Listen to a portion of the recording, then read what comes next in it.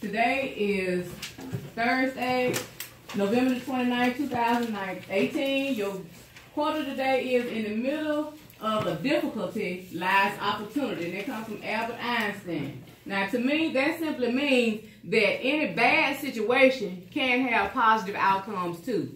You can always get something good out of a bad situation. For an example, let's say you, even if you get in a car accident, you ruin one car, but your insurance, if you had great insurance, you can get the opportunity to get you a better car or even newer car. So that's one way you can look at a bad situation as a positive outcome.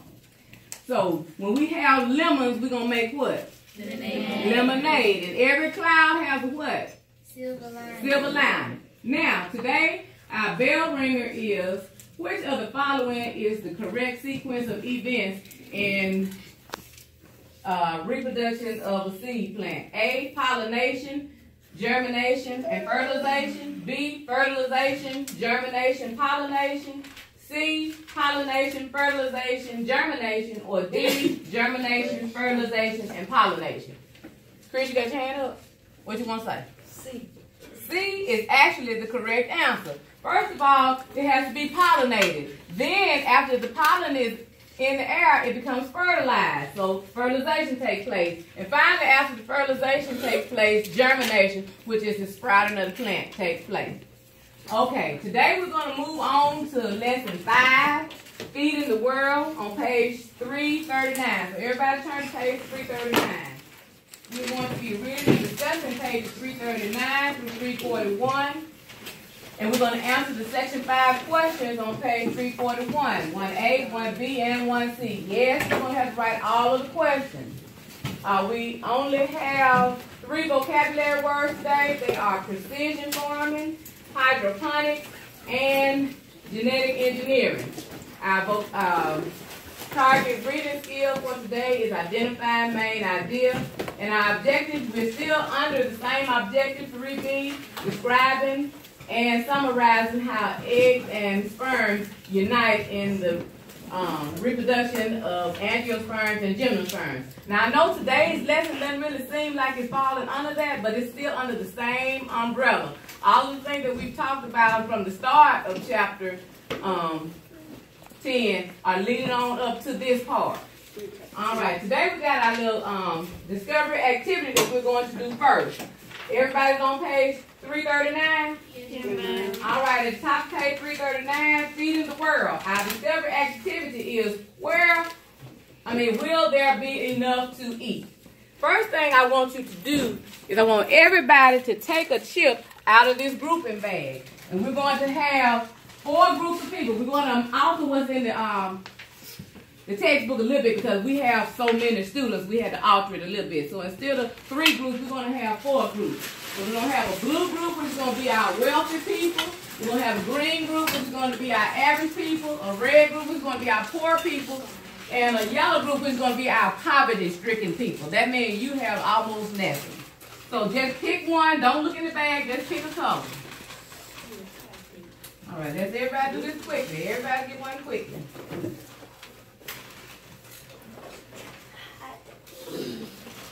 Everybody get one. Everybody get one. Once we all get one, we're going to form a little group of our socio-economic grouping. And then it's best to prepare a meal. But I didn't have a meal, but I do have something that we're going to use as a meal. And what we're going to do is we're going to find out if there's going to be enough food for your group.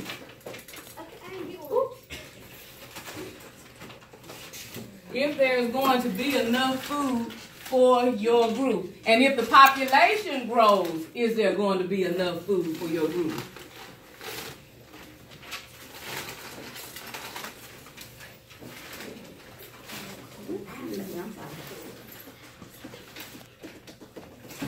All right, we got a few more people,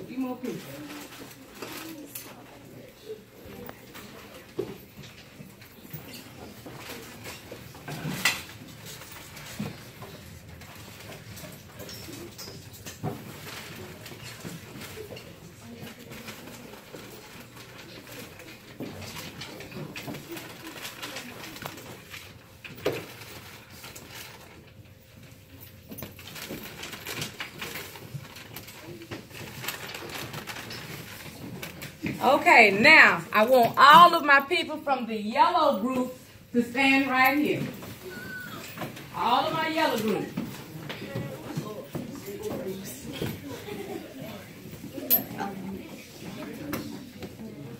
Okay, everybody from my red group, come right here.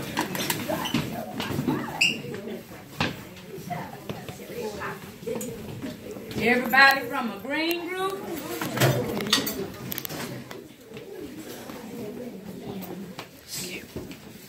And everybody from a blue group.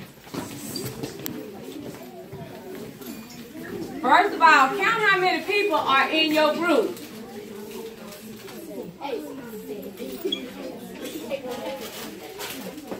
All right, now my yellow group. First of all, I want everybody to think. Do you think it's going to be enough food for the people in your group? Yes. All right. Yellow group, what do you think? Okay. Red group, do you think it's going to be enough? Yes. Green group? Yes.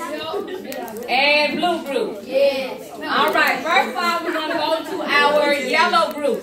Let's pay attention. Let's pay attention. Yellow group. How many people are in your group? 7. All right. Everybody who can get something, get something. Don't rush. Don't rush.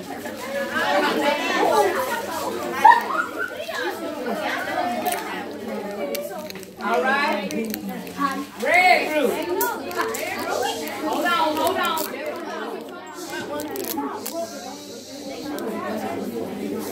All right. Green group. Get one thing. Get one thing. One thing. And my blue group. Get one thing.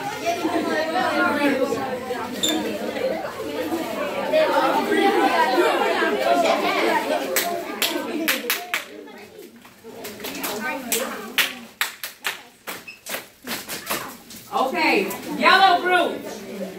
Was everybody able to get something? No. How many people were left out? 1. So, was your group able to feed everyone? No. No, they weren't. Group 2, red group. Red group. How many people in your group? 6. Did everybody get something? Yes. Was there any left over? No. Okay. Green group. How many people in your group? 6. Did everybody get something? Yes. Is any left over? Yes. Okay. And my blue group. How many people? 7. Did everybody get something? Yes. Is anything left over? Yes. All right. Listen up. Group yellow, not everybody got something, and there was nothing left over. In group red, everybody got something, but there was nothing left over. In group green, everybody got something, and there was something left over. And in group blue, everybody got something, and there was plenty left over. So now, if the population grew, would group yellow be able to feed everybody? No. No, because they couldn't even feed everybody at first. What about group red? Yes. No, because they didn't have any left over. What about group blue? Yes. I mean group green. Group green. Okay. Group green has some, but let's see, can everybody get another helping? Yes. Let's look in the green group. Are you in the green group? Get one. Everybody get one that can. Yeah, everyone got enough. Everybody got something? How many people in your group? 6. That's why. All right. Group blue. Can everybody get something else? How about, can they get it again? How about again? So our wealthy group here, ladies, gentlemen, our wealthy group here has plenty of resources. Our average group has enough, but it won't last a long time. Our poor group doesn't have enough. They only can feed one time. And our poverty group couldn't feed at all. All right, let's take a seat.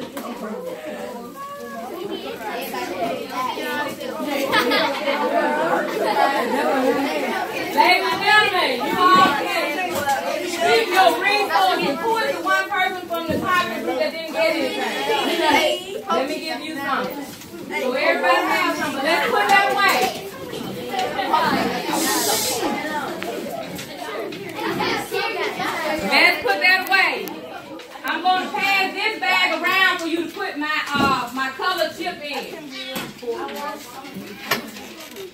Just pass it down the road.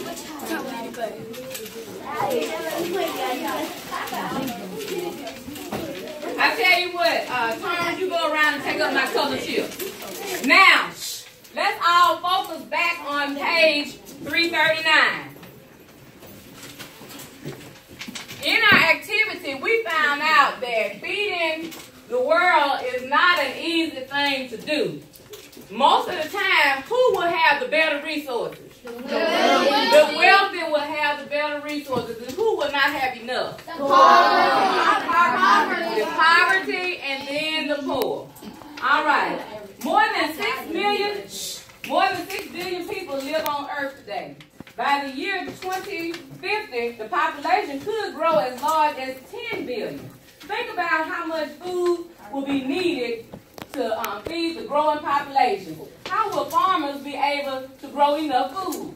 Farmers and scientists are hard at work trying to find answers to this question. Farmers use new technologies that make farming more efficient. People are developing methods for growing crops in areas with poor soil. In addition, scientists are developing plants that are more resistant to insects, disease, and drought. Let me get a volunteer to talk about precision farming. Thank you very much. Tyler. On the farms of the future, satellite images and computers will be just as important as tractors and harvesters. Such technologies will allow farmers to practice precision farming, a farming method in which farmers fine-tune the amount of water and fertilizer they use to the requirements of a specific field. First, satellite images of a farmer's fields are taken. Then, a computer analyzes the images to determine the makeup of the soil in the different fields. The computer uses the data to prepare a watering and fertilizing plan for each field. Precision farming can benefit farmers by saving time and money. It also increases crop yields by helping farmers maintain ideal conditions in all fields. Precision farming will also benefit the environment because farmers use only as much fertilizer as the soil needs. When less fertilizer is used, fewer nutrients wash off the land into lakes and rivers. As you read in chapter 3, reducing the use of fertilizers is one way to prevent algal blooms from damaging bodies of water. All right, and there's our first vocabulary word, precision farming. And precision farming is simply a method in which the farmers fine-tune the amount of water and fertilizer they use for the requirements of specific fields. Now, how many of you have ever had your parents or somebody growing plants in the house and they used fertilizer on some and didn't use fertilizer on others? So what happened to the ones that had fertilizer? They grew. The ones that had fertilizer grew more, and the ones that didn't grew less. All right. And what about watering your plants? How many of you have the responsibility of watering flowers or watering the garden at home? What happens when you don't water it? It dries. Okay, sometimes it'll dry out. Or sometimes your plants will be a little bit smaller than they would have if you had gave it enough water. So water and fertilizer are important to our farming. All right, hydroponics. Yes, ma'am. In some areas, people cannot grow crops because the soil is so poor. For example, on some islands in the Pacific Ocean, the soil contains large amounts of salt from the surrounding ocean. Food crops will not grow in salty soil. On these islands, people may soon use hydroponics to grow food crops. Hydroponics is a farming method in which plants are grown in solutions of nutrients instead of in soil. Usually, the plants are grown in containers in which their roots are anchored in gravel or sand. The nutrient solution is pumped through the gravel or sand. Hydroponics allows people to grow crops in areas with poor soil to help feed a growing population. Unfortunately, hydroponics is a costly method of growing food crops. All right, and there's our second vocabulary word, hydroponics. And it tells us that hydroponics is another farming method in which plants are grown in a solution of nutrients instead of in soil. How many of you seen plants growing in something other than in soil?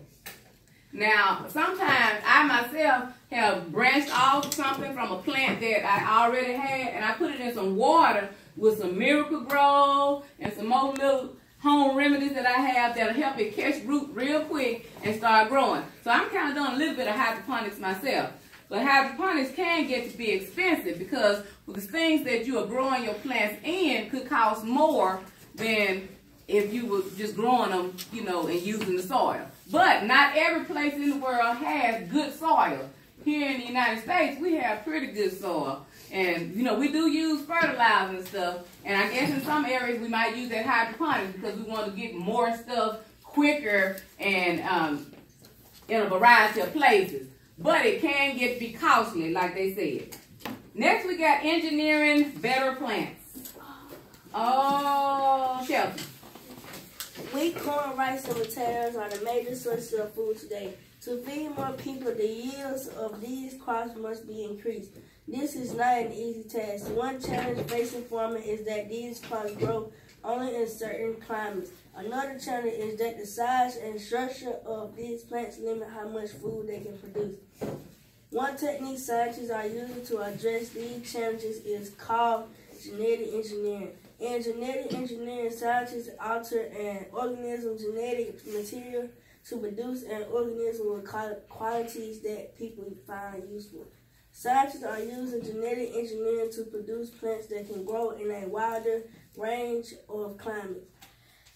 They are also engineering plants to be more resistant to damage from insects. For example, scientists have inserted genetic material from a bacterium into corn and tomato plants. This bacterium is harmless to humans, but its genetic material enables the plant to produce something that kills insects.